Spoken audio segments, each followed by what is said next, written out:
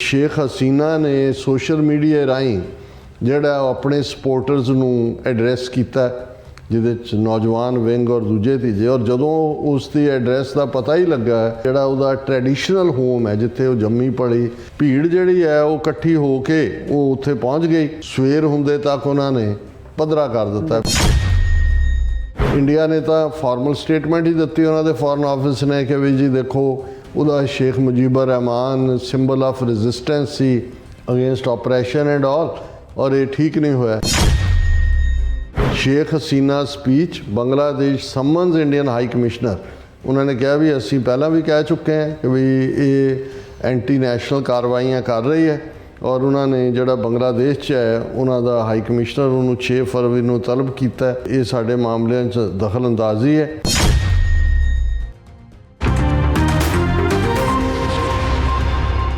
Viewers welcome back on programme. So भी इस गलबात करन जा रहे हैं बांग्लादेश ते भारत के हवाले नाल कि बांग्लादेश ते भारत विच टकराव जिहड़ा वधदा जा रहा है, और बीते दिनी भारत विच बैठी शेख हसीना ने इंटरनैट राहीं बांग्लादेश के अपने हमायतियां नूं संबोधन किया। इस दे जवाब विच एक भीड़ ने इकट्ठे होकर शेख हसीना के घर नूं ढाह ढेरी कर दिता। अगले दिन बांग्लादेश के विदेश विभाग ने भारती हाई कमीशन नूं ढाके विच तलब करके प्रोटेस्ट किया ते कहा कि शेख हसीना नूं साडे हवाले करो।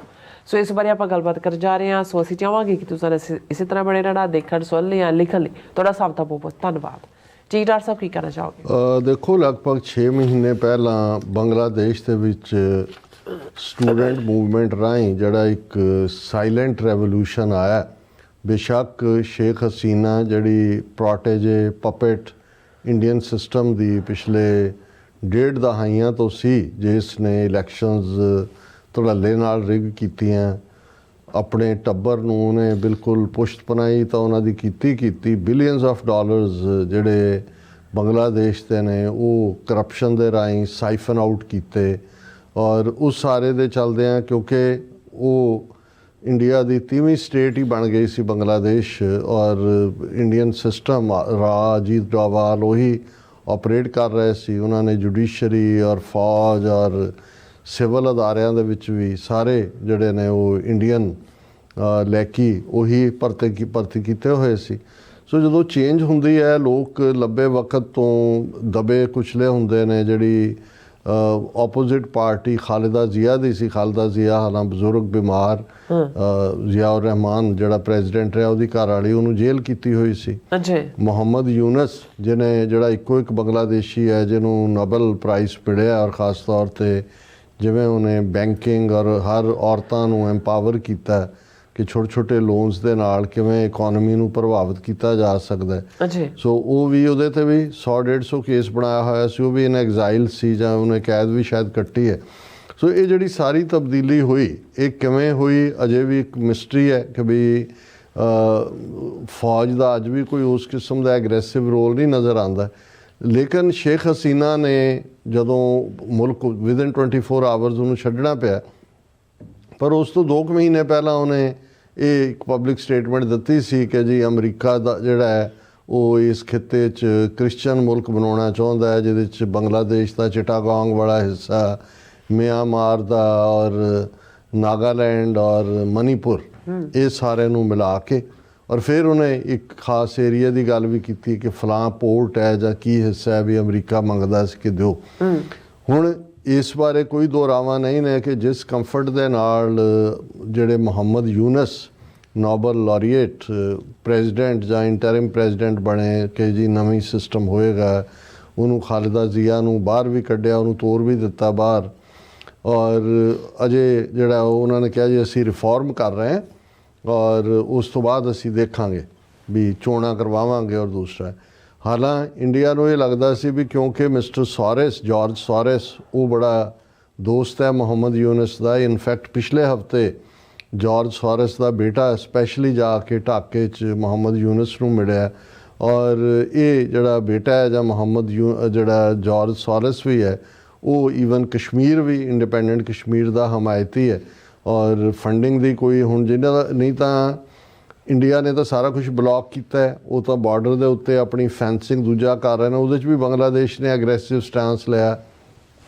पाकिस्तान दे नाल भी अपने ਵਪਾਰਕ ਵੀ ਔਰ ਦੂਜੇ ਵੀ ਸਪਲਾਈ ਲਾਈਨ ਵੀ ਖੋਲ੍ਹ ਲਈ। ਉਹਨਾਂ ਦਾ ਫੌਜੀ ਚੀਫ ਪਾਕਿਸਤਾਨ ਇਸਲਾਮਾਬਾਦ ਆ ਕੇ ਪਾਕਿਸਤਾਨ ਦੇ ਫੌਜੀ ਚੀਫ ਦੇ ਨਾਲ ਵੀ ਡਿਸਕਸ ਕਰ ਰਿਹਾ। ਔਰ ਦੂਜਾ ਬੋਨ ਹੋਮੀ ਹੋਈ ਜਿਹੜੀ ਪਿਛਲੇ 50 ਸਾਲ ਤੋਂ ਨਹੀਂ ਸੀ, ਜਦੋਂ ਦੀ ਇਹ ਮਸ਼ਰਕੀ ਬੰਗਾਲ ਅੱਡ ਹੋਇਆ ਸੀ। ਸੋ ਇਹ ਸਾਰੀਆਂ ਡਿਵੈਲਪਮੈਂਟਸ ਦੇ ਬਾਵਜੂਦ ਕੁਛ ਇਸ ਕਿਸਮ ਦਾ ਬੰਗਲਾਦੇਸ਼ 'ਚੋਂ ਤਾਂ ਨਿਕਲ ਕੇ ਨਹੀਂ ਆਇਆ ਕਿ ਜੀ ਇਹਨਾਂ 6 ਮਹੀਨਿਆਂ 'ਚ ਕੋਈ ਜਿਹੜੀ ਹੈ ਉਹ ਅੰਦਰੋਂ ਕੋਈ ਰਾਈਵਲਰੀ ਜਾਂ ਕੋਈ ਇਸ ਕਿਸਮ ਦੀ ਚੇਂਜ ਚੱਲ ਰਹੀ ਹੈ, ਜਾਂ ਭਾਰਤ ਨੇ ਜਿਹਨੇ ਇੰਨੇ ਸੈੱਲ ਉੱਥੇ ਬਣਾਏ ਸੀ ਉਹ ਕੋਈ ਕਾਮਯਾਬ ਹੋਣ, ਇਹਨਾਂ ਨੂੰ ਅੱਗੋਂ ਚੈਲੰਜ ਕਰਨ। ਹਾਂ, ਇੰਨਾ ਜ਼ਰੂਰ ਹੈ ਕਿ ਸ਼ੇਖ ਹਸੀਨਾ ਜਿਹਨੂੰ ਲੈਣ ਤੋਂ ਅਮਰੀਕਾ, UK, ਈਵਨ ਕਿਸੇ ਵੀ ਇਸਲਾਮਿਕ ਮੁਲਕ ਨੇ ਵੀ ਨਾ ਕਰ ਦਿੱਤੀ, ਉਹਨੂੰ ਭਾਰਤ ਨੇ ਉੱਥੇ ਰੱਖਿਆ ਹੋਇਆ। ਔਰ ਬੰਗਲਾਦੇਸ਼ ਹਕੂਮਤ ਨੇ ਰਿਪੀਟਡਲੀ ਪਹਿਲਾਂ ਤਾਂ ਜੈਨੋਸਾਈਡ ਦੇ ਕੇਸ ਉਹਦੇ 'ਤੇ ਬਣਾਏ ਨੇ, ਔਰ ਭਾਰਤ ਨੂੰ ਕਿਹਾ, ਇੰਟਰਪੋਲ ਨੂੰ ਵੀ ਉਹਨਾਂ ਨੇ ਖਬਰਦਾਰ ਕੀਤਾ ਹੋਇਆ ਵੀ ਵਾਂਟਡ ਹੈ। ਹੁਣ ਜੇ ਤਾਂ ਚੁੱਪਚਾਪ ਬਿਨਾਂ ਪੋਲੀਟੀਕਲ ਐਕਟੀਵਿਟੀ ਤੋਂ ਸ਼ੇਖ ਹਸੀਨਾ ਉੱਥੇ ਬੈਠੀ ਰਹਿੰਦੀ ਟਾਈਮ ਦੇ ਇੰਤਜ਼ਾਰ 'ਚ, ਪਰ ਮੈਨੂੰ ਲੱਗਦਾ ਵੀ ਭਾਰਤ ਦੇ ਜਿਹੜੇ ਇੰਟੈਲੀਜੈਂਸ ਵਾਲੇ ਨੇ ਉਹਨੂੰ ਬਹਿਣ ਨਹੀਂ ਦਿੰਦੇ, ਕਿਉਂਕਿ ਉਹਨਾਂ ਨੂੰ ਤਾਂ ਲੱਗਦਾ ਵੀ ਬੰਗਲਾਦੇਸ਼ ਜਿਹਦੇ ਨਾਲ 3500 ਤੋਂ ਜ਼ਿਆਦਾ ਕਿਲੋਮੀਟਰ ਦਾ ਬਾਰਡਰ ਲੱਗਦਾ ਹੈ ਔਰ ਇਹ ਤਾਂ ਹੱਥੋਂ ਨਿਕਲ ਗਿਆ। ਔਰ ਉਸ ਦੇ ਥੱਲੇ ਬੰਗਲਾਦੇਸ਼ ਰਿਪੀਟਡਲੀ ਇਹ ਕਹਿ ਰਿਹਾ ਉਹਨਾਂ ਨੂੰ ਕਿ ਵੀ ਇਹਨੂੰ ਜਿਹੜਾ ਉਹ ਸਾਇਲੈਂਟ ਹੋ ਜਾਏ ਔਰ ਸਾਡੇ ਹਵਾਲੇ ਕਰੋ। ਆਲਰੇਡੀ ਐਕਸਟ੍ਰੈਡੀਸ਼ਨ ਟ੍ਰੀਟੀ ਦੇ ਥੱਲੇ ਵੀ ਉਹਨਾਂ ਦੇ ਫੋਰਨ ਆਫਿਸ ਨੇ ਉਹਦੀ ਐਕਸਟ੍ਰੈਡੀਸ਼ਨ ਮੰਗੀ ਹੈ।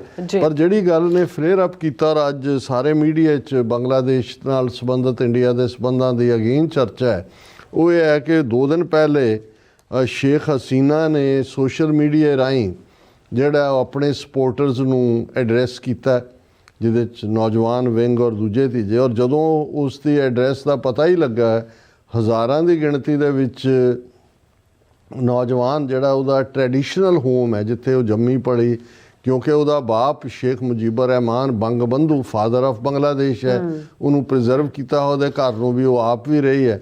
ਭੀੜ ਜਿਹੜੀ ਹੈ ਉਹ ਇਕੱਠੀ ਹੋ ਕੇ ਉਹ ਉੱਥੇ ਪਹੁੰਚ ਗਈ ਔਰ ਉਹਨਾਂ ਨੇ ਘਰ ਨੂੰ ਅੱਗ ਤਾਂ ਪਹਿਲਾਂ ਵੀ ਲਾਉਣ ਦੀ ਕੋਸ਼ਿਸ਼ ਕੀਤੀ ਸੀ, ਹੁਣ ਐਤਕੇ ਬੁਲਡੋਜ਼ਰ ਵੀ ਨਾਲ ਲਿਆਇਆ ਔਰ ਦੂਜੇ ਵੀ। ਸਵੇਰ ਹੁੰਦੇ ਤੱਕ ਉਹਨਾਂ ਨੇ ਪੱਧਰਾ ਕਰ ਦਿੱਤਾ ਬਿਲਕੁਲ। ਔਰ ਫਿਰ ਜਿਹੜੇ ਸ਼ੇਖ ਹਸੀਨਾ ਦੇ ਹੋਰ ਵੀ ਪਾਰਟੀ ਦੇ ਸਪੋਰਟਰ, ਉਹਨਾਂ ਦੇ ਘਰਾਂ ਦੇ ਉੱਤੇ ਵੀ ਹਮਲੇ ਹੋਏ ਔਰ ਇਸ ਦੇ ਉੱਤੇ ਬੜਾ ਵਾਵੇਲਾ ਮਚਿਆ। ਇੰਡੀਆ ਨੇ ਵੀ ਇਹਦੇ 'ਤੇ ਆਫੀਸ਼ੀਅਲੀ ਪ੍ਰੋਟੈਸਟ ਕੀਤਾ। ਉਹਨਾਂ ਨੇ ਕਿਹਾ ਕਿ ਵੀ ਇਹ ਬਹੁਤ ਮਾੜਾ ਹੋਇਆ, ਬੰਗਲਾਦੇਸ਼ ਪ੍ਰੋਟੈਸਟਰਸ ਨੇ ਜਿਹੜਾ ਉਹਦੇ ਘਰ ਨੂੰ ਦੂਜੇ ਨੂੰ ਟਾਰਗੇਟ ਕੀਤਾ। ਲੇਕਿਨ ਇਸ ਦੇ ਉਲਟ ਇੰਡੀਆ ਨੇ ਤਾਂ ਫਾਰਮਲ ਸਟੇਟਮੈਂਟ ਹੀ ਦਿੱਤੀ ਉਹਨਾਂ ਦੇ ਫੋਰਨ ਆਫਿਸ ਨੇ ਕਿ ਵੀ ਜੀ ਦੇਖੋ ਉਹਦਾ Sheikh Mujibur Rahman symbol of resistance ਸੀ ਅਗੇਂਸਟ ਆਪਰੇਸ਼ਨ ਐਂਡ ਆਲ, ਔਰ ਇਹ ਠੀਕ ਨਹੀਂ ਹੋਇਆ। ਲੇਕਿਨ ਬੰਗਲਾਦੇਸ਼ ਨੇ ਤਾਂ ਸਮਨ ਕੀਤਾ ਇੰਡੀਆ ਦੇ ਹਾਈ ਕਮਿਸ਼ਨਰ ਨੂੰ। Sheikh Hasina speech, Bangladesh summons Indian high commissioner. ਉਹਨਾਂ ਨੇ ਕਿਹਾ ਵੀ ਅਸੀਂ ਪਹਿਲਾਂ ਵੀ ਕਹਿ ਚੁੱਕੇ ਹਾਂ ਕਿ ਵੀ ਇਹ ਐਂਟੀ ਨੈਸ਼ਨਲ ਕਾਰਵਾਈਆਂ ਕਰ ਰਹੀ ਹੈ, ਔਰ ਉਹਨਾਂ ਨੇ ਜਿਹੜਾ ਬੰਗਲਾਦੇਸ਼ 'ਚ ਹੈ ਉਹਨਾਂ ਦਾ ਹਾਈ ਕਮਿਸ਼ਨਰ ਉਹਨੂੰ 6 ਫਰਵਰੀ ਨੂੰ ਤਲਬ ਕੀਤਾ ਔਰ ਉਹਨਾਂ ਨੇ ਜਿਹੜਾ ਇਹ ਕਿਹਾ ਕਿ ਵੀ ਇਹ ਸਾਡੇ ਮਾਮਲਿਆਂ 'ਚ ਦਖਲ ਅੰਦਾਜ਼ੀ ਹੈ। ਔਰ ਇਹ ਸਾਰੇ ਦੇ ਚਲਦਿਆਂ ਜਿਹੜੀ ਹੈ ਉਹਦੀ ਸ਼ੇਖ ਹਸੀਨਾ ਦੀ ਸਪੀਚ ਔਨਲਾਈਨ ਪਲੇਟਫਾਰਮਸ ਦੇ ਉੱਤੇ ਸੀ, ਜਿਹਦੇ 'ਚ ਅਵਾਮੀ ਲੀਗ ਦੇ ਲੋਕ ਜਿਹੜੇ ਨੇ ਉਹ ਸੁਣ ਰਹੇ ਸੀ। ਔਰ ਜਦੋਂ ਇਹਦੀ ਸਪੀਚ ਚੱਲ ਰਹੀ ਸੀ ਉਦੋਂ ਹੀ 32 ਧਨਮੋਂਡੀ ਰੈਜ਼ੀਡੈਂਸ ਹੈ ਸ਼ੇਖ ਮੁਜੀਬੁਰ ਰਹਿਮਾਨ ਦਾ, ਉਸ 'ਤੇ ਭੀੜ ਨੇ ਹਮਲਾ ਕੀਤਾ। ਉਹਨੂੰ ਜਿਹੜਾ ਹੈਵੀ ਮਸ਼ੀਨਰੀ ਵੀ ਉਹ ਨਾਲ ਲਿਆਏ ਔਰ ਉਹਨਾਂ ਨੇ ਜਿਹੜਾ ਇਸ 'ਤੇ ਉਹਨੂੰ ਬਿਲਕੁਲ ਡਿਸਟਰੋਏ ਕਰ ਦਿੱਤਾ। ਔਰ ਇਸ ਦੇ ਉੱਤੇ ਸ਼ੇਖ ਹਸੀਨਾ ਨੇ ਔਰ ਦੂਜੇ ਨੇ ਕਿਹਾ ਕਿ ਜੀ ਇਹ ਡਾਕਟਰ ਯੂਨਸ ਅਤੇ ਉਹਦੀ ਇੰਟਰਿਮ ਗੌਰਮੈਂਟ ਇਸ ਦੀ ਜ਼ਿੰਮੇਵਾਰੀ ਤੋਂ ਨਹੀਂ ਬਚ ਸਕਦੇ। ਉਹਨਾਂ ਨੇ ਇਹ ਡੈਲੀਬਰੇਟਲੀ ਕੀਤਾ। ਇਹ ਗੇਮ ਆਫ ਡਿਸਟਰਕਸ਼ਨ ਚੱਲ ਰਹੀ ਹੈ ਬੰਗਲਾਦੇਸ਼ ਦੇ ਵਿੱਚ, ਕਿਓਸ ਹੈ ਚਾਰ ਚੁਫੇਰੇ। ਜਿਹੜਾ ਬੰਗਲਾਦੇਸ਼ ਇੱਕ ਰੋਲ ਮਾਡਲ ਸੀ, ਇਹ ਸ਼ੇਖ ਹਸੀਨਾ ਕਹਿ ਰਹੀ ਹੈ, ਉਹ ਇਸ ਵੇਲੇ ਦਹਿਸ਼ਤਗਰਦਾਂ ਔਰ ਜੰਗਜੂਆਂ ਦੀ ਛਾਉਣੀ ਬਣ ਗਈ ਹੈ।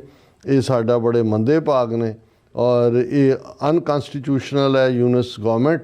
ਔਰ ਇਹ ਜਿਹੜਾ ਯੂਨਸ ਪਾਵਰ 'ਚ ਆਇਆ, ਮਨੀ ਪਾਵਰ ਯੂਜ਼ ਕਰਕੇ ਔਰ ਡੀਲ ਬਣਾ ਕੇ ਡੈੱਡ ਬਾਡੀਜ਼ ਦੇ ਉੱਤੋਂ ਦੀ ਚੜ੍ਹ ਕੇ ਇਹ ਜਿਹੜਾ ਔਰ ਇਸ ਨੂੰ ਅਸੀਂ ਜਿਹੜਾ ਬਦਲਾਂਗੇ।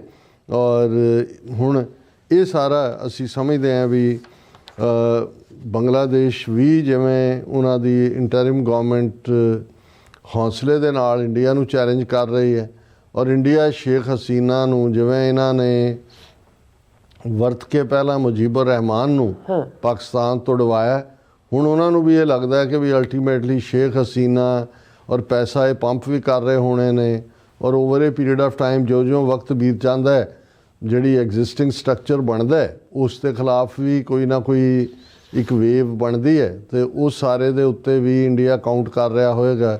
ਫਿਰ ਕਿਉਂਕਿ ਜਾਰਜ ਸੋਰਸ ਔਰ ਟਰੰਪ ਦੀ ਬਣਦੀ ਨਹੀਂ ਹੈ ਆਪਸ ਇੰਡੀਆ ਇਸ 'ਤੇ ਵੀ ਕਾਊਂਟ ਕਰ ਰਿਹਾ ਸੀ ਜਾਂ ਹੋਏਗਾ ਕਿ ਜੀ ਅਲਟੀਮੇਟਲੀ ਕਿਉਂਕਿ ਜਾਰਜ ਸੋਰਸ ਦੀ ਮਨੀ ਔਰ ਡੈਮੋਕ੍ਰੇਸੀ ਔਰ ਉਹਦੇ ਨਾਂ ਥੱਲੇ ਚੇਂਜ ਹੋਈ ਤੇ ਮੇਬੀ ਟਰੰਪ ਦੀ ਬੰਗਲਾਦੇਸ਼ ਬਾਰੇ ਕੋਈ ਸਖਤ ਲਾਈਨ ਹੋਏ, ਪਰ ਅਜੇ ਤੱਕ ਉਹਨੇ ਟਰੰਪ ਨੇ ਕੀ ਕਹਿਣਾ ਹੈ ਅਜੇ ਤੱਕ ਪਾਕਿਸਤਾਨ ਵਾਲੇ ਵੀ ਵੇਟ ਕਰ ਰਹੇ ਨੇ ਕਿ ਜੀ ਪਾਕਿਸਤਾਨ ਦੇ ਉੱਤੇ ਟਰੰਪ ਦੀ ਕੀ ਪਹੁੰਚ ਹੋਏਗੀ।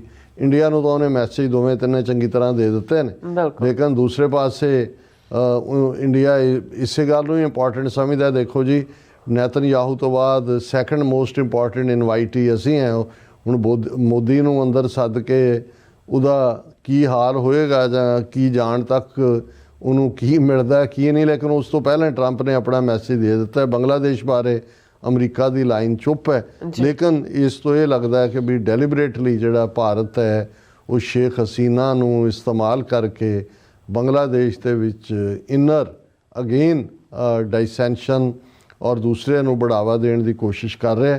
ਬਹੁਤ ਕੁਝ ਡਿਪੈਂਡ ਕਰੇਗਾ ਕਿ ਅਮਰੀਕਾ ਦੀ ਉਸ ਖਿੱਤੇ ਬਾਰੇ ਕੀ ਪਹੁੰਚ ਹੁੰਦੀ ਹੈ, ਪਾਕਿਸਤਾਨ ਬਾਰੇ, ਬੰਗਲਾਦੇਸ਼ ਬਾਰੇ ਔਰ ਈਵਨ ਨਾਰਥ ਈਸਟ ਦੀਆਂ ਸਟੇਟਾਂ ਖਾਸ ਤੌਰ 'ਤੇ ਈਵਨ ਜੋ ਕੁਝ ਮਨੀਪੁਰ ਦੇ ਵਿੱਚ ਚੱਲ ਰਿਹਾ ਉਸ ਬਾਰੇ ਵੀ। ਜੀ ਰਾਠ ਸਾਹਿਬ ਤੁਹਾਡਾ ਬਹੁਤ ਬਹੁਤ ਧੰਨਵਾਦ। ਸੋ ਅਥਨ ਐਂਡ ਬ੍ਰੇਕ ਵਿਊਅਰਸ ਤੁਸੀਂ ਕਿਤੇ ਨਹੀਂ ਜਾਣਾ, ਮਿਲਦੇ ਹਾਂ ਆਫਟਰ ਦਿਸ ਸ਼ਾਰਟ ਬ੍ਰੇਕ।